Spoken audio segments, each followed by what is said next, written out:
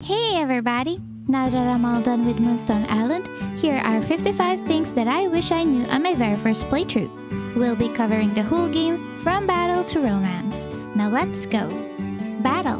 Number 1. At the very early game, get a psychic spirit on your party for more energy. They're a must-have for any team composition, especially Magicat whose passive skills upgrade cards. Number 2. You might want to get yourself a full damage over time built spirit if you want to speedrun this game. It's not required of course, and you can find more information on why you should get this build on my top 5 spirits video. Number 3. You can feed concoctions or plants that buffs your spirit's vid and power if you're still trying to level your spirits and you don't have XP plants yet. You only need to feed them once a day. This increases their chance to survive in the battle because of the HP increase, and as you may have noticed, only spirits that survives in battle gains XP, so make sure to protect your spirits with healing crops as well. Number 4. On the other hand, you can use concoctions or plants with minus vid to lower the enemy's HP. This has been patched and no longer drains their HP drastically, but if you have some spare energies, then feeding them with a minus vid crop once in battle still helps a bit. Number 5. Don't build a big deck. A smaller deck helps you control the battle, so just learn enough essential cards for your daily battles and focus on upgrading your selected cards instead. Spirit Care. Number 6. Did you know that you can feed your spirits some fiber? This doesn't affect anything and it's very easy to get fiber. Number 7. Prioritize making spirit stalls for your barn to house more spirits ASAP. The second priority is to expand the barn so that you can get more passive income, which you can use to upgrade your tools or buy cards daily from the Magic Man. Number 8. You might also want to consider crafting moongrass stalls so that you don't have to spend too much time on feeding your spirits.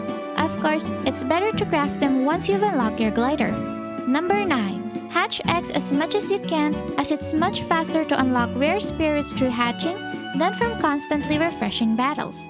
It's also better to build a newly hatched spirit as they're low level, which means that you have full control on shaping their stats and cards. Number 10. If you run out of room on your barn and can't afford to expand yet, release the common spirits only, as they'll be easy to tame back. Number 11. When looking for spirits at the wild for taming, you can initiate the battle over and over to shuffle the enemy's party. This way, you get a chance to find the spirits that you're aiming to tame. Number 12. It's much faster to tame spirits using tame concoctions. I personally prefer to mix 2 flag flowers as they can be planted in water and they regrow. They're not the best for taming, maybe only the second best, but it's good for lazy players like me.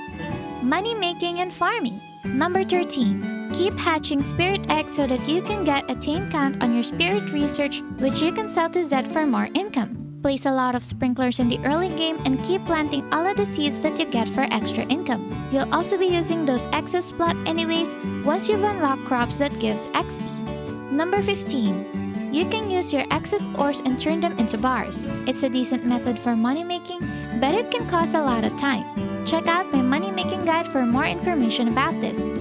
And don't forget to sell the bars to Pharaoh only for more income. Number 16. When you get your first Psychic Storm, or a Psychic Storm that lands on low-level areas, use that opportunity to tame a lot of Psychic Spirits and take them all to your barn. Their drops can be sold for 400 gold at the sell crate and 600 gold at Zed's. This also works for Dark Spirits, but you'd probably unlock them much later in game compared to the Psychic Spirits. Number 17. You can plant for your own source of seeds. You can just get some seeds from other islands, set a plot for crops that you'll turn to seeds, and then you're all good with that supply.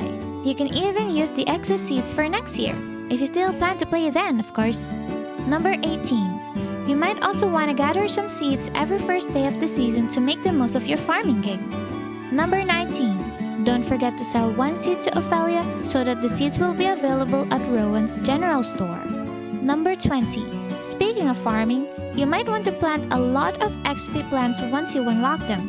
It's pretty handy in case you want to try building other spirits in the future. Portable items. Number 21. You might want to craft another house, another spirit barn, and another greenhouse. This is so you can visit your spirits and plants anytime. This way, you'd certainly avoid passing out since you can just put your tent anywhere and sleep before 2 a.m. Number 22.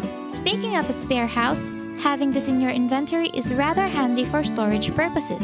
Got a full inventory? No problem. Just drop your house anywhere and put all your stuff in your chest or cell crate. Number 23. Did you know that you can also fish on your greenhouse? Having a spare portable greenhouse would be very handy in case you're all out of stamina foods, and if there's no stamina foods anywhere in the wild, and if your plants aren't even ready yet. Just pop by to your greenhouse, fish, and then eat it. It only costs 5 stamina to fish, and they give a minimum of 20 stamina regen. Number 24. Now let's talk about house designs. Craft multiple looms for tiles and wallpaper testings. Each loom has a different save, so you can keep a copy of your design in a single loom. That way, you don't have to design over and over again in the future. Number 25. You can also visit Paolo every day for blueprints. And I don't know, might as well romance him too if you want a Spanish-speaking daddy or something. Number 26. Do chest hunts on every island to quickly unlock more blueprints. Skills. Of course, these are all build suggestions only. Number 27. For the spirits category, get the spirit farmer first and then switch back to the spirit mancy tree until you unlock the master spirit mancer and the tame wizard. That way, you get to tame spirits of any level, including those from the dark biomes. Number 28. For combat, you'd want energy boost ASAP for more energy, then transmogrifier for higher chances of upgrading cards when adding them to your deck. Number 29. For archaeology, powerful presence and artful archaeologists are the most useful for stamina and for faster dungeon runs. And rank smash is a must-have too for faster stone and ore farming. Number 30. Speaking of stone and ore farming, don't bother getting skills that gives more rock, wood, or ore yield, because you can just use an abundance potion for farming those, and rank smack is more than enough to speed things up. You can also invest on tool upgrades instead of getting those skills. Number 31. For agriculture, the only must-haves are Green Thumb and Lucky Landscaper for faster plant growth and more seeds, and you might want to get XP and Power fertilizers for your XP and Power crops too. Number 32. For foraging, intimidating presence is a must-have so that most spirits would stop bothering you during your exploration, and then quickly get the Moonstone Lancer for more Moonstones in the mid-game. Number 33. For socials, Early Riser is the first skill that you'd want to have for efficiency, and then More Than Crush is also a must-have for dating. Romance. Speaking of dating, let's talk about romance. Number 34. The best perks of dating in this game is having a place to crash when it's nearly 2 a.m. and you don't have a spare tent. You can just use your whistle and then sleep on their bed. Number 35. You can ask them on a date all the time to speed up the romance. You can date them at no cost except for your time, as dates concludes the day. So don't forget to finish your daily chores before the date begins. Number 36. If you did plant a buttload of flag flowers for concoctions like me, then you can give your spares to the islanders, as all of them are neutral with it. Except for Osano, she likes that stuff. Number 37. If you do want to bother getting all of their loved gifts, then you have to gift them the easiest ones. Here's a list. Number 38. Osana loves beer and wine and likes all flowers. Number 39. Gianna loves yarrow in spring, prickly plant in summer, grumpkin in fall, and likes all fertilizers. Number 40. Fairy loves nimbus in spring, mossball in summer, fuzzball in fall, sweater plant in winter, and likes all coals, ores, and ingots. Number 41. Quill loves and likes fire spirit things such as eggs and crops from the Flame Islands. Number 42. Tobin loves fishes that you can get from different biomes like Spark Star from Electric, Blobfish from Poison, and Cinderfish from Flame biomes. Number 43. Rowan loves cleared maps and scary named crops like Bloodroot, Eyeberry, and many more. Number 44. Ophelia loves Osano's dish and likes Fiverr. Very easy to romance. Number 45. Paolo loves wooden furnitures and likes wood. Number 46. Cleo loves stacks of books, cleared maps, and likes school and sea glass. Number 47. Zed loves stone fruit in spring, beach in summer, applum and grumpkin in fall, and likes coffee. Number 48. Magic Man loves everything from Osano's Tavern. Just don't give him anything that says dark.